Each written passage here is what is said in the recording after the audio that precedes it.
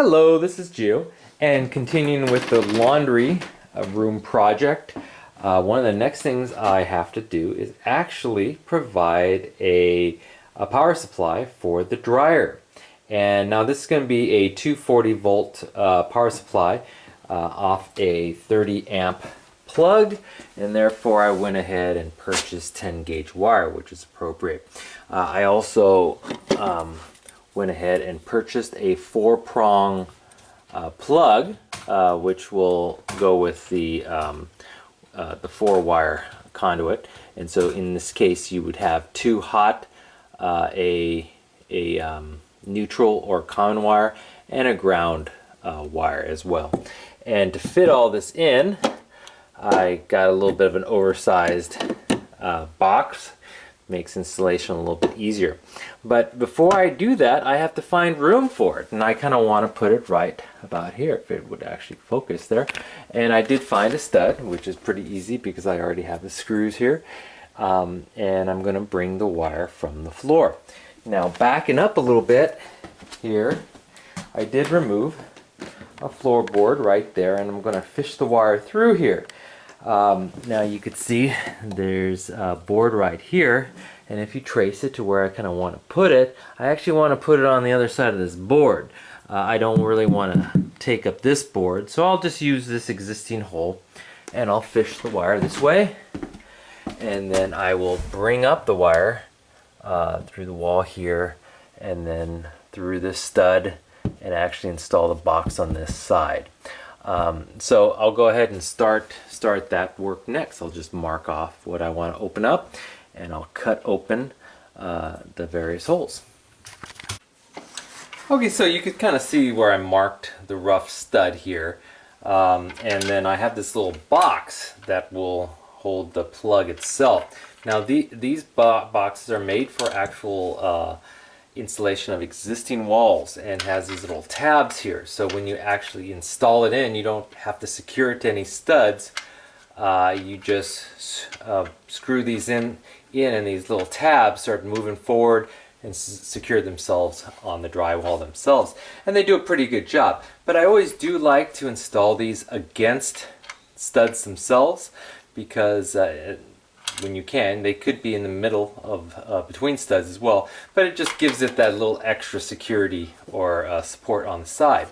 So I did mark the top and bottom of this box, but I didn't, as you noticed, I didn't really mark the sides of it, and that's because I'm not exactly sure where this stud is, and I want to make it flush with the stud.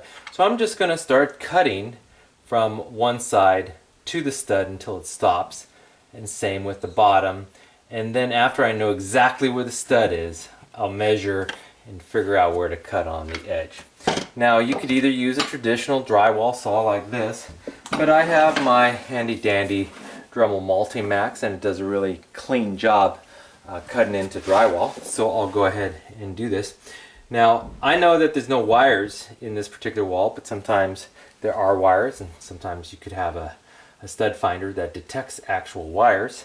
But in either case, you want to be very careful cutting into existing walls, so just in case.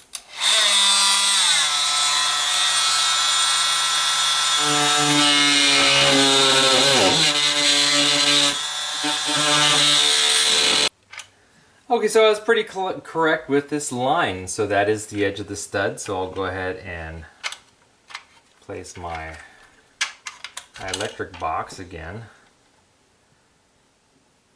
against there, and just draw here, and I'll go ahead and finish this square.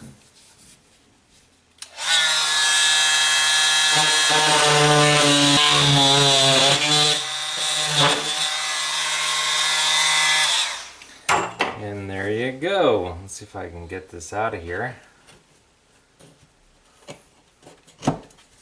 And there you have it. Now this is an exterior wall. It does have some insulation, so we will need to kind of get some of this insulation out of here. And I'm thinking just kind of push it, possibly just on the side for now, just like that. Maybe I'll cut some of it out.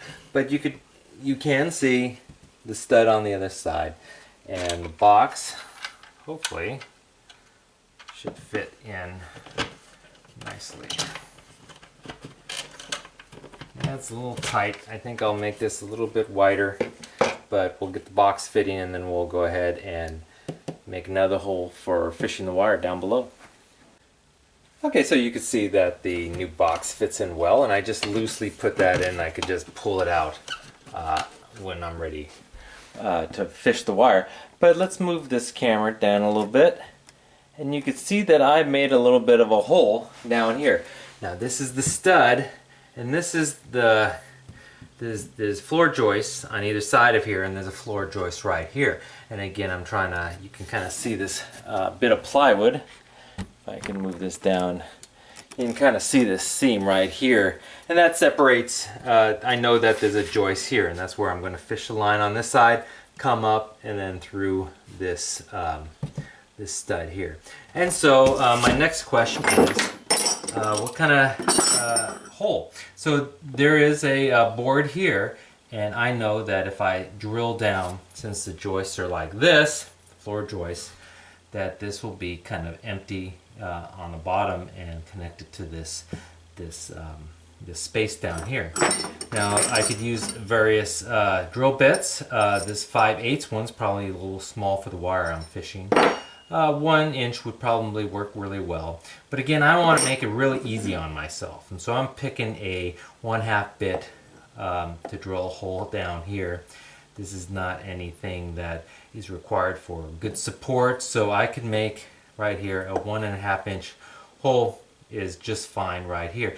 Now if you were actually drilling through the floor joist, you may want to actually make smaller holes, because you're actually removing wood that actually supports something.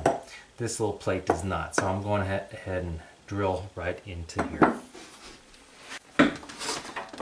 Got a little extension to my bit here so I can go straight down.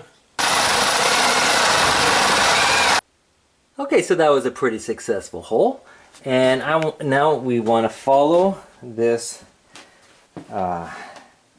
this board back to our nice little hole here. And you can see again, we were following this floor joist here all the way out. So as long as we excuse me, keep to this side of the floor joist, we should hit that hole at the other side. Now now I do know that this compartment between these two floor joists is open all the way to the wall.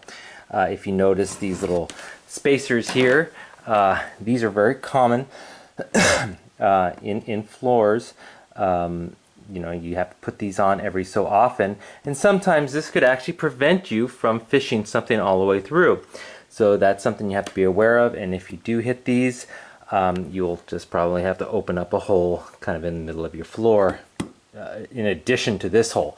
So what I did to fish, I'm not doing anything fancy. I just got kind of this this little thin piece of wood and put a little hook on the end, and I'm gonna fish a little wire with a loop on the bottom, and then fish this all the way through the floor, and hopefully find this little hook on the other side and fish the line through. So let's try to do that next. Okay, so I was pretty successful. You don't see the end of the stick though, but I do know it's just kind of to the right. So I'm gonna just take a clothes hanger, and sometimes you have to be creative when you're fishing wire, and just kind of stick this in. Oop. And I'm doing this with one hand, so forgive me, and see if I can just grab. Okay, and there you have it. So if I can get this light. Okay, so you can kind of, let's see if I can zoom in. So you can kind of see the end of the rod with the fish hook at the end. So I'm gonna grab a little line, kind of lasso that fish hook, and send kind of a fisher line down this way so I can go ahead and get the wire through the wall. Okay, so I was able to lasso the little line I fished, and you can see the line there. And if I back up all the way here, here's the end of my little pole, and here's the little fish line that went underneath the flooring. And so I'm going to be securing this to the end of my cable and run it through.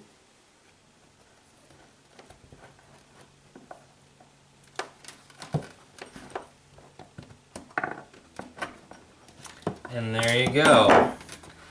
I'm sure glad I made this 1.5 inch hole, because this is a very stiff wire. So I'm just going to carefully try to work this out. I'll push on the back end as well and get enough line so I could actually fish it through the box. So next, I'm going to drill a little hole to fish the wire to the box.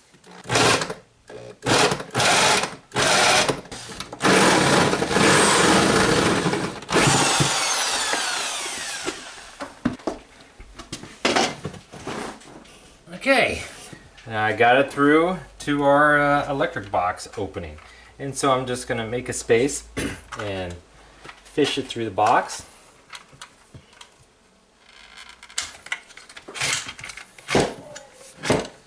And then fit the box right into the wall.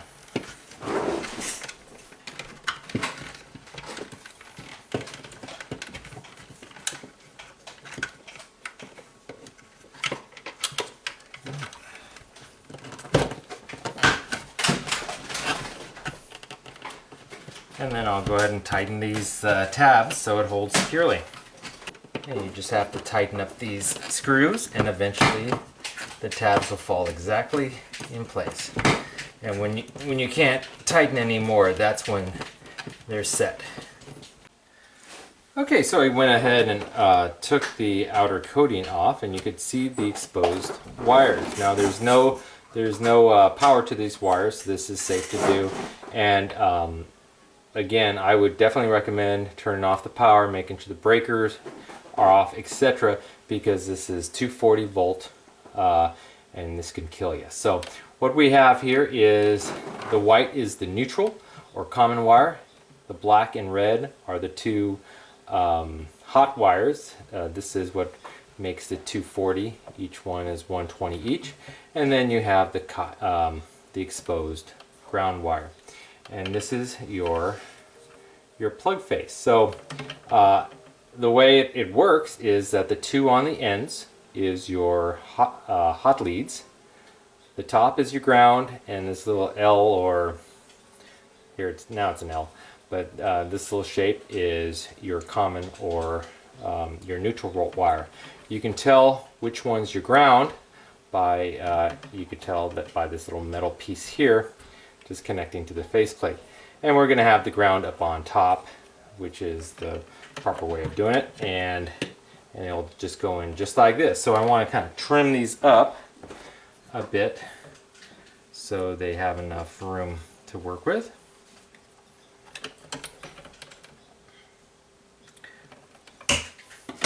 And then expose some of the wire.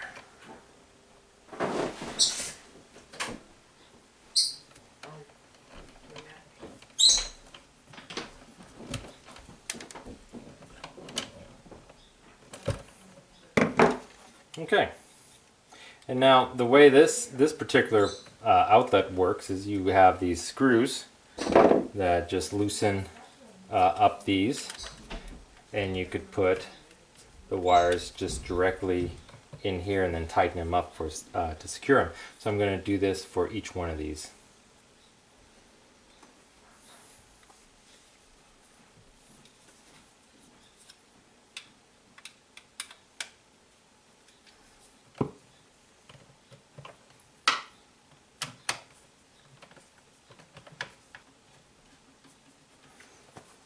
And now it doesn't really matter which hot wire is on either side, as long as they're both connected.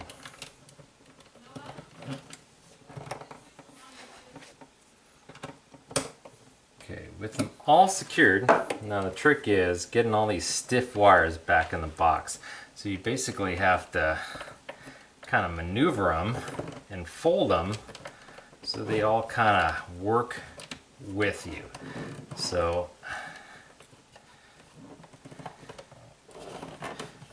Just move one wire at a time. They're pretty stiff.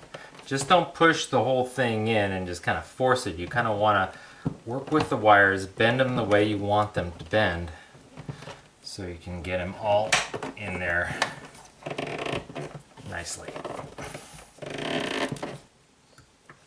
That looks pretty good. And so let's go ahead and secure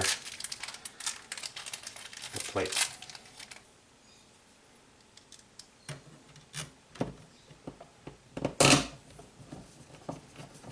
And then lastly, your faceplate.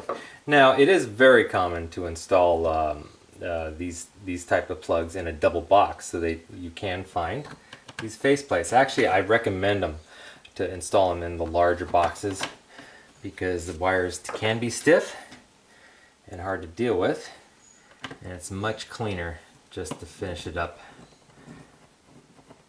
in a large box. So we'll go ahead and finish this up, and then finish up patching our hole down there, and then make a nice little paint job, and then it'll all look like brand new. So I hope this helped you out. I will see you next time. Bye-bye.